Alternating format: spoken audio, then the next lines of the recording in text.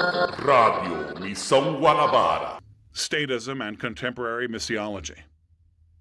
In this calling to a persistent resistance to statism, the Puritan mind finds itself in intractable conflict with almost all mainstream missiology, a field which largely favors either a passive resignation to the powers of the state, whatever their morality, or the full use of the coercive state to enforce a particular vision of social justice. In each case, there is an implicit acquiescence to statism. Hi, my name is Geoffrey Swait. I'm director of the Christian education ministry Missão Guanabara. Based here in the United States, we produce materials for the church in Brazil. The purpose of this video is to explain why at Missão Guanabara, with myself and many of those around us who work with the ministry or just friends of ours, why we all talk so differently about missions. Of course, there's a reason for it. Some of it positively is on our side, what we're trying to do.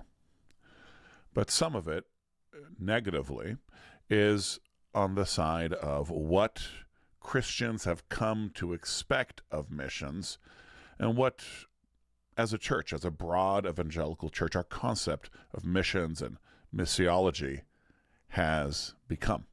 The briefest way I can think to say the gospel, proclaim the gospel, is to say that Christ is King. He is a saving King. He has come to save his people. He has come to save the nations. He has come to save the world, the cosmos, as John 3:16 says. Christ is King. Now, already, of course, that's a formulation that will strike many Christians as astounding. The gospel is that Jesus saves. Jesus saves us from our sins. Well, he does, of course. But he saves us because he is King. How is it that all these missionaries and missional ministers, pastors and theology students, how is it that all of these people are proclaiming the gospel and yet can't shut up about things like communism, socialism, government overreach? Well, because these are the things that the Church of Christ around the world is having to combat. The great gods of our age that are putting themselves up to oppose the church, the satanic opposition, is coming from the state. The state around the world has not submitted itself to Christ. And the Puritan vision, the Reformed vision, the Protestant vision of any authority in the world is that that authority must bend the knee to Jesus. And so Christians need to have the freedom to raise their children as God desires, to educate their children as God desires, to meet as God desires, to worship as God desires. And the state persistently in many places opposes that. This is why we rail against communism. This is why we waste our time defending homeschoolers and Christian schooling. This is why we encourage people to be artists and culture builders. This is why the sacrifice of planting a church or building a school is so worthwhile and is gospel work. And those who oppose this work are very often promoting the good of their God, the state. There are several things I'm going to touch on as I go through this video. I'm going to talk about the Declaration of Chalcedon, in which the church in the West declared many long centuries ago that Jesus Christ was fully man and fully God. And the consequences that has had for our theology, for our civilization building, for our thinking about missions and the mission of God. For a lot of that, I'm actually going to use a book that I'm currently reading called The Mission of God by Joe Boot, a British-Canadian minister. Believe it or not, I did not expect this book, The Mission of God, to be about missions. But there you go. The mission of God, the Missio Dei. What is God's mission in the world? And when we think about missions, we are thinking about God's mission. I'm going to talk about the reformed roots of two great missionary movements in the last few centuries, and then bring it back around to why we at Mission Guanabara talk the way we do. So despite the slanderous way in which the word Calvinist often gets bandied about in evangelical circles, it is through the Reformed, through Calvinists, that missions in the English-speaking world, and really if we look at the history of missions, most of missions in the West to the world, because it was in the English-speaking world, has Reformed roots. Now, I'm not going to make a comprehensive defense of this, all right? So if there's something that intrigues you, please look into it yourself. But from the British, the English, and really particularly the Scots, emerged in the 18th and 19th century this zeal for sending missionaries abroad, and for having churches support these missions, not letting go of the rope. So to Africa, to India, to China, they went. Someone like Eric Liddell is a great example of this, especially for those who struggle reconciling that. Well, my understanding of Calvinism, why would you even bother saving souls? Because we believe in God's sovereignty. So Eric Liddell is a great example of this, right? The movie Chariots of Fire. I always like to point out, of course, he was an Olympic sprinter. More importantly, he played rugby for the Scottish national side.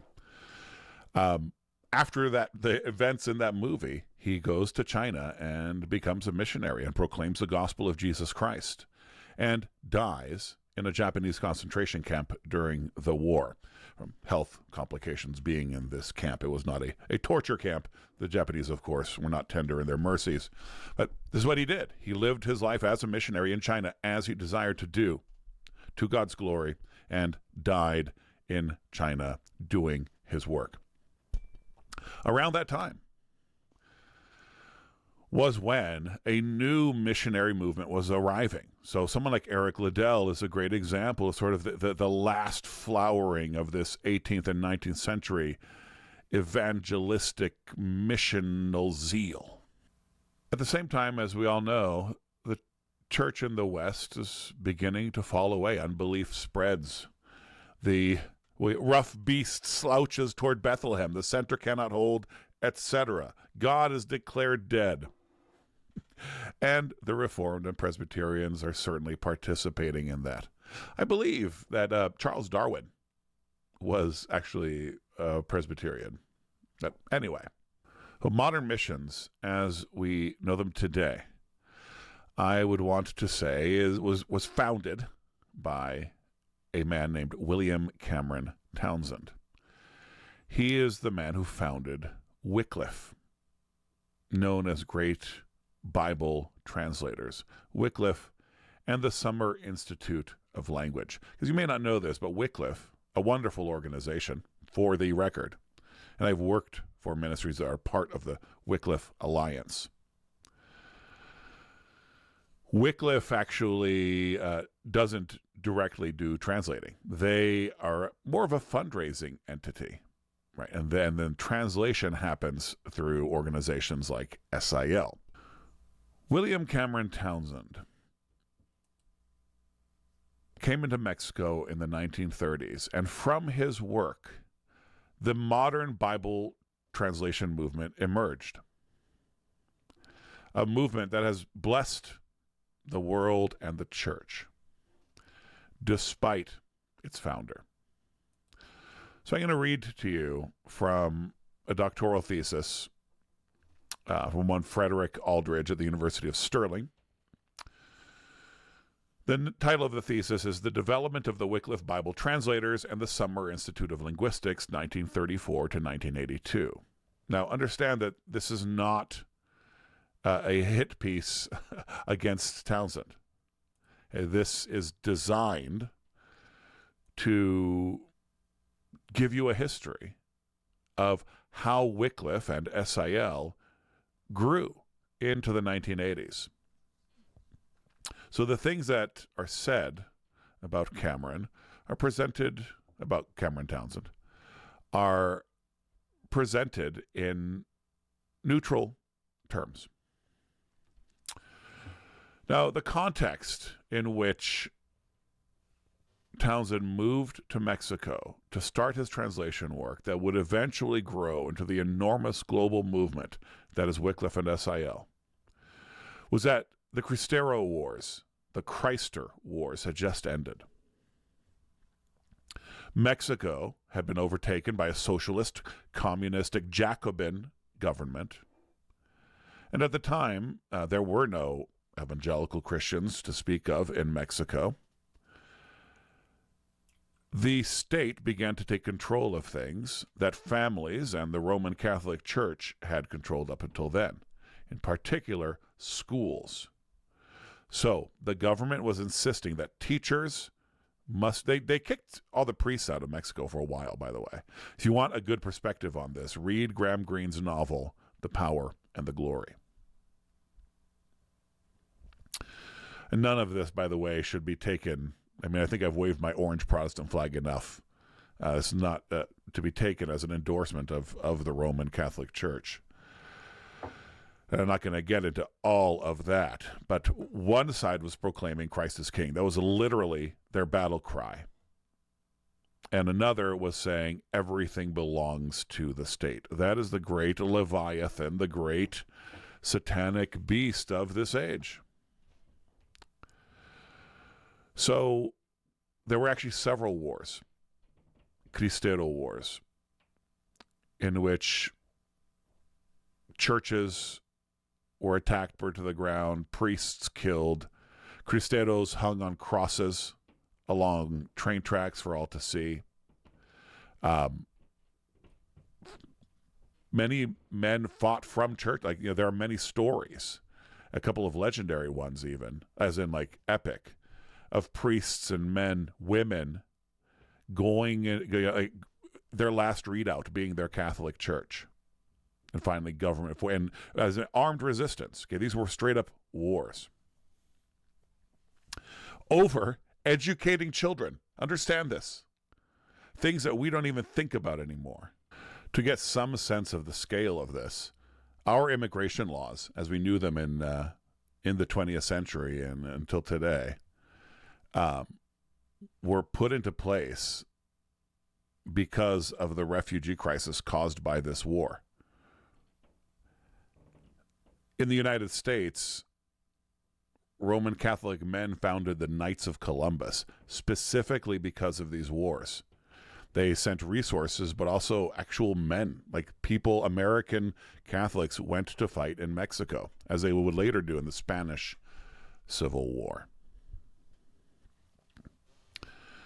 Truly, the 19th and 20th centuries saw a sort of final epic fight between the state and the church, a fight that the state had been winning for centuries.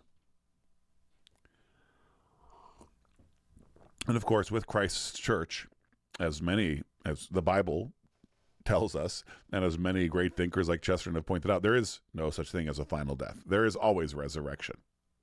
But there was this final paroxysm. And in Mexico, this was happening. The United States had already lost this. Thoroughly secular. Men like Woodrow Wilson, involved in secularizing Mexico, wanting dictators in place because they were easier to control and followed these secular models. I'm talking about these wars because Townsend rolls into Mexico immediately after. And this thesis from which this paper from which I'm going to read. I mean, it's a book. It's a doctoral thesis, 330 pages. It talks about some of the violence without talking about doesn't call them the Crusader Wars, anything like that.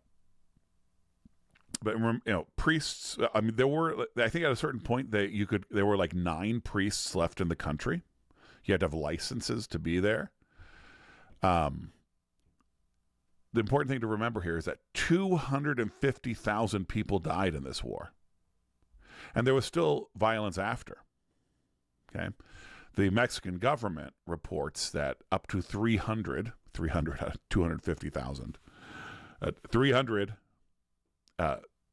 government teachers in rural areas were killed in attacks on state schools by these Christers during the time that Townsend was there.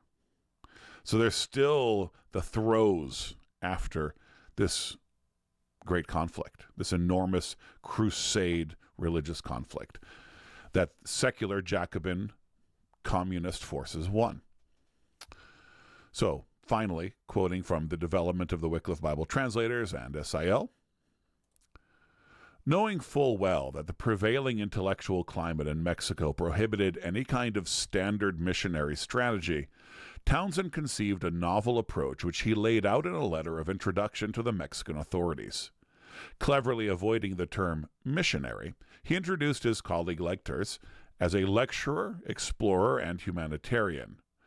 By the way, Lectors himself was a controversial figure who was officially censored by American churches for lying and criticizing other missionaries for not doing things his way. I encourage you to read this work. So he introduced Lectors as a lecturer, explorer, and humanitarian, and himself as an ethnologist and educator. He did not hide his religious intentions when proposing what he referred to as the Mexican Society of Indigenous Translations. This new organization, he promised, would carry out a dual program which aimed to conserve for science a grammar and dictionary of each indigenous language, while also undertaking to translate the New Testament in each language and publish it in bilingual edition. He took pains to show that his efforts were in keeping with those of Mexico's liberal educators. For example, Townsend was aware that rural teachers were expected to model exemplary behavior among their charges. He therefore added that no one will be used who would function as a bad moral example when living and working among the indigenous people. Now understand, in the context of this Jacobin communistic government, a bad moral example would be someone like a priest. In addition, and quite startlingly, he clearly suggested that he was ready to place his organization at the disposal of the state when he offered that your employees will try to inculcate notions against alcoholism and other bad habits that brutalize the Indians. He also explained that his organization would cooperate in the state's efforts to integrate the indigenous peoples into the nation. So one of the things that is often pointed out about the Bible translation movement is how much getting a Bible in your own language reinforces a local ethnic identity of ethnicities that are within countries, right? But Townsend's original vision, and he talks about this elsewhere too, was that it would actually help integrate the peoples, these distinct peoples. So it's not an affirmation. It wasn't in Townsend's mind an affirmation of a more local or ethnic identity. We believe, Townsend wrote, that the indigenous races will contribute in a great way to the enlargement of each nation where they live once they learn the native national language and are set on the right track in the national culture. What Townsend held out was a two-pronged religious and scientific agenda calibrated to coincide with Mexico's revolutionary aims. Now you may be thinking, some of this is just, playing the game to get past government overreach, right? You got to smuggle your Bibles into Russia. You say what you got to say. And of course, that is true to a certain point. And we'll see that narrative supported in the next little bits. Townsend and Lectors crossed into Mexico on 11 November 1933.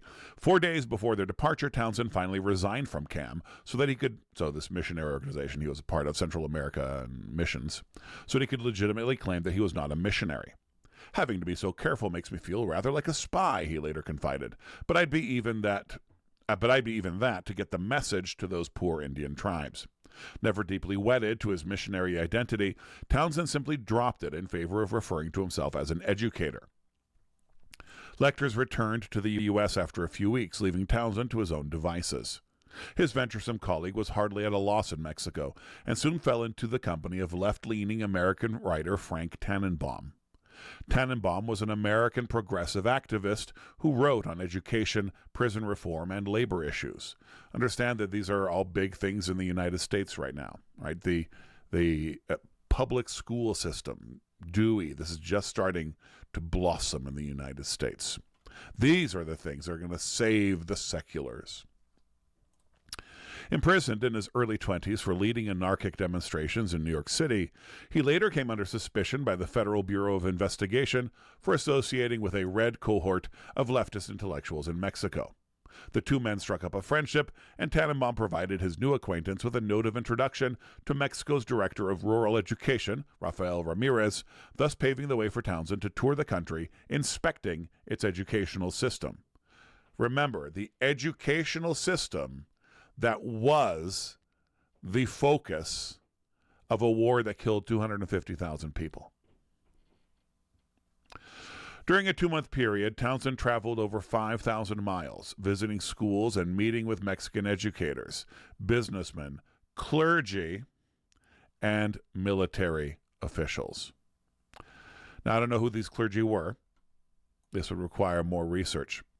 Understand that when it's saying meeting with Mexican educators, it is talking about this apparatus that has now been imposed over the Mexican people, including those who did not want it. Upon his return to the U.S. in February 1934, he published a number of articles lavishing praise on Mexico's educational system and its attempts to educate the Indians and rural inhabitants. He admitted in a 1935 piece that, while he was at first prejudiced against the educational authorities for their anti-religious stance and purely rationalist aims, here's what I wanted you to hear and think about how it applies to the rest of missions in the world, to missiology, to thinking about missions. He admitted that he was at first prejudiced against the educational authorities for their anti-religious stance and purely rationalist aims. He had now come to understand that religion has played the traitor in Mexico by its collaboration with exploitation, political injustices, foreign imperialism, ignorance, superstition, and even immorality. Now, just to the side, I have to say, American politicians were only friends with the secularists. So I don't know where the foreign imperialism comes in here. That is, of course, always a communist cry. What was needed, Townsend argued, was not organized religion. How much do you see that in missions? What was needed was not organized religion, but rather personal pious faith, and the Bible as an antidote to fanaticism and a textbook of right living. What is fanaticism? Resisting the state. Being willing to go to war over schools. That's fanaticism. The Bible can be an antidote to that. The Bible can make you more obedient to the state because you will have a personal, pious faith. Understand that what was happening at the very base of the mountain that would become modern missions and modern Bible translation was this desire to make the gospel harmless by making the gospel purely personal. It will save your soul and do nothing to change the world. The one place it'll touch the world is in this right living. The Bible is going to become a textbook of right living. What does that mean? In effect, he reasoned that the Bible would bring about the very results which Mexico's revolutionary leaders and educators were laboring towards. He lauded the salutary benefits that accrued from literacy and reading of the Bible. Peasants, formerly lacking in a desire for knowledge, after learning to read the Bible, delve into its truths, and subsequently give up drinking, pay off their debts, and find their standard of living inexorably rising. That's what the Bible can do for you. If you read the Bible, you're going to stop drinking and pay your debts. Now, you're going to be a better contributing citizen to the state. That's wonderful. Because these people are a burden to the state right now. Now, it is absolutely legitimate to stand up and say, Jesus saved me from sin, and Jesus saved me from alcoholism. Amen.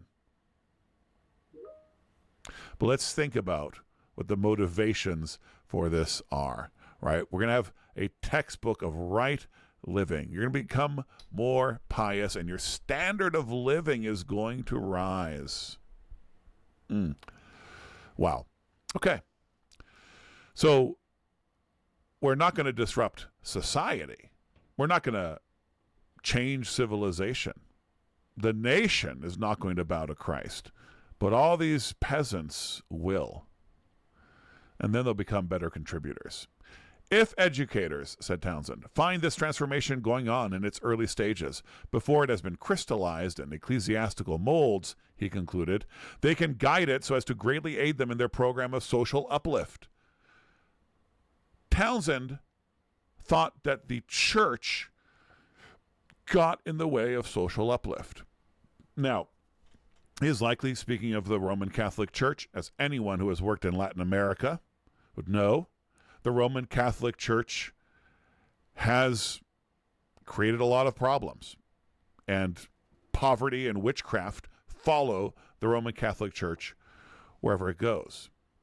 But there's no sign here of some sort of evangelical or Protestant alternative. There's not even a sign here of some sort of neutrality. There is no such thing as neutrality. His neutrality is immediately translated into service to the state. If educators, servants of the state, if educators can catch this before it gets to church, this Bible reading, peasants are going to read Bibles.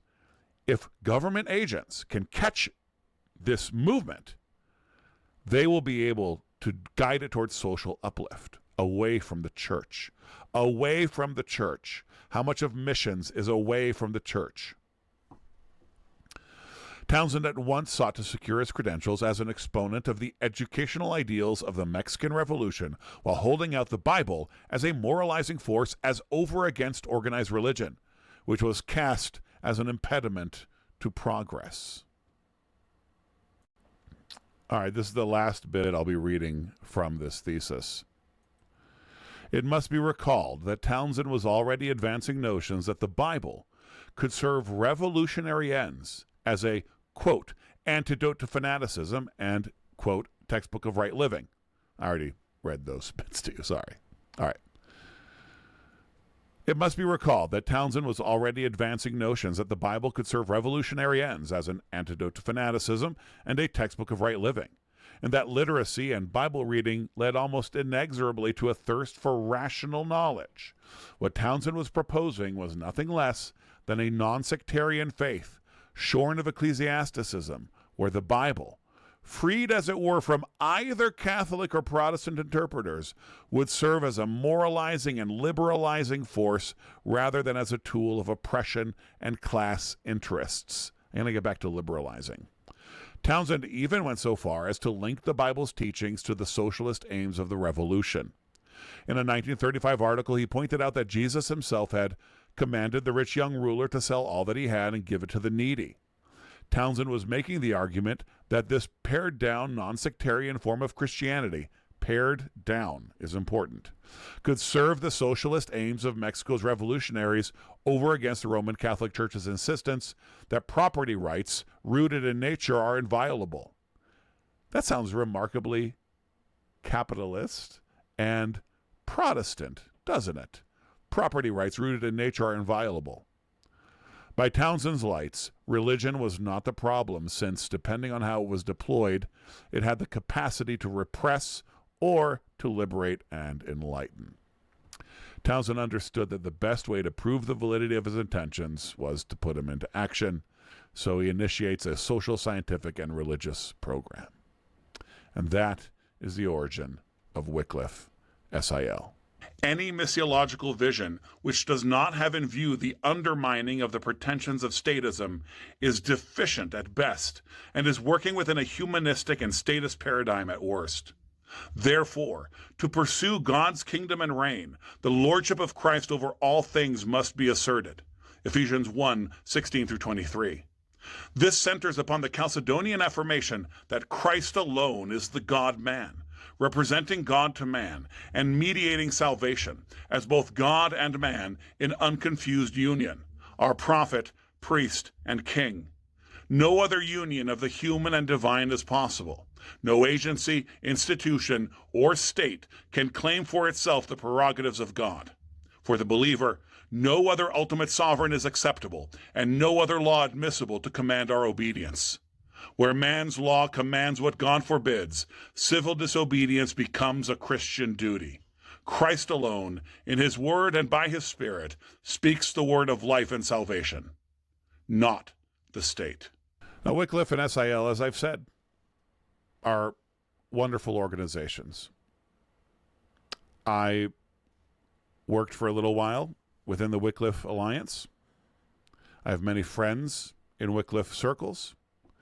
If my children wanted to work at SIL, anything in the Wycliffe Alliance, I would be proud and pleased. This is about the missions movement as a whole. This is about our concept within the church of missions as a whole. And what is the gospel? The gospel is the declaration that the King has come to save. Christ is King. As we heard in those Joe Boot quotes, it is the duty of Christians to resist when the government is satanic in its opposition to the gospel. This is why there are underground churches. That's disobedience.